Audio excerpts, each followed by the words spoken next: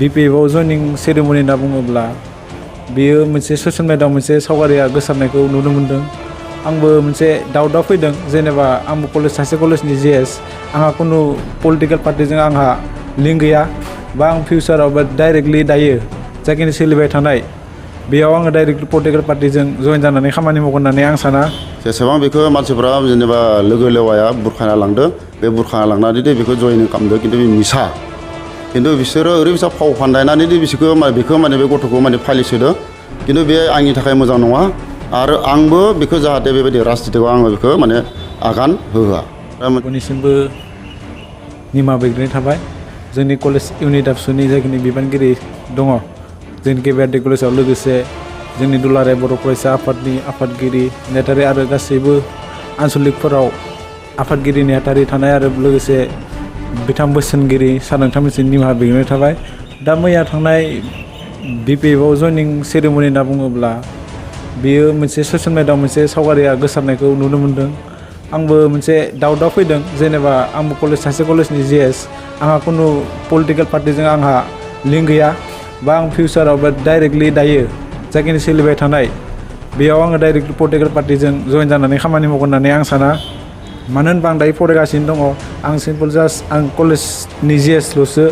दिनै बेयाव जयनिं जानाय होनना बुङोब्ला दिनै आंनि माखासे लोगोफोरा जेनेबा लिंहरबाय थानायलाय आं बेयाव कलेजनि गोदान GS हिसाबै बरायनायनि बे बिथिङावसो थांदोंमोन खिन्थु बेबायदि कुनु जइन जानाय बे खोथा नङा आरो आं जइन जायाखै। दा मेनलि बुंनो थाङोब्ला आंखौ इलेक्सनाव फुल सापर्ट होनाय बा आंनो गाइडेन्सआव थाबोनाय जेनेबा आंबोथ' गासिबो बाथ्राखौ मोनथिजोबा नङा होमबा माबोरै जागोन खिन्थु आं सोरनिबा सापर्ट मोननानैसो गेलेदोंमोन नङा होमबा माखासे खोथा बाथ्राफोरखौ मिथिखौ फोरोंनानै जेनेबा होदोंमोन। दा मेनलि बुंनो थाङोब्ला जोंनि इउनिट आबसुनि प्रेसिडेन्ट बिथाङा आंखौ फुल्लि सापर्ट खालामनानै एसे इउनिट आबसुनि बेनारनिफ्राय सासे GS केन्डिडेट हिसाबै थिखांनानै देरहासार खालामदोंमोन। दा बे बिथिङाव बुंनो थाङोब्ला जोंनि माखासे लोगोफोर बिदिनो जोंनि कलेजनिफ्राय बारग'लांनाय फरायसाफोर बिथांमोना आंखौ बेयाव जेनेबा जयनिं सेरेमनि होननानै आं बेखौथ' मिथियामोन नाथाय बेयाव आंखौ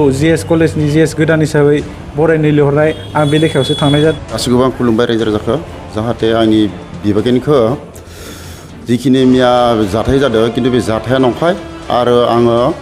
बिमाय जानानै खिन्थु बे गथ'खौ बेबायदि आं मोनसे माने राजनितिआव आङो बेखौ आगान होनो होआ। जेसेबां बेखौ मानसिफ्रा जेनेबा लोगो लेवाया बुरखाना लांदों बे बुरखाना लांनानै बेखौ जयनिं खालामदों खिन्थु बे मिसा खिन्थु बिसोरो ओरैबायसा फाव फान्दायनानै बेखौ माने बे गथ'खौ माने फालिसोदों खिन्थु बे आंनि थाखाय मोजां नङा आरो आंबो बेखौ जाहाथे बेबायदि राजनितिआव आङो बेखौ माने आगान होआ। दा मोनसे खोथाया बेनो जाहैबाय जा रुबलखौ जाय मानसिया लांदो जाहाथे बे बैसायै जेनेबा जि मैया जाथाय जानानै थांदों जाहाथे बे बैसा आरो बेखौ लांनानै गुबुनाव माने बेबायदि माने जयेन जाहोनो नाङा आं बेखौ गासैखौबो रायजो राजाखौ खावलायबाय आरो जिखिनि बेखौ लांग्रा मानसि बिसोर लांग्रा मानसिफ्राबो जाहाथे बेखौ मोजाङै मोजां माने फरायनो खाबु होयो आं बेखौसो माने गुरैयै खावलायो।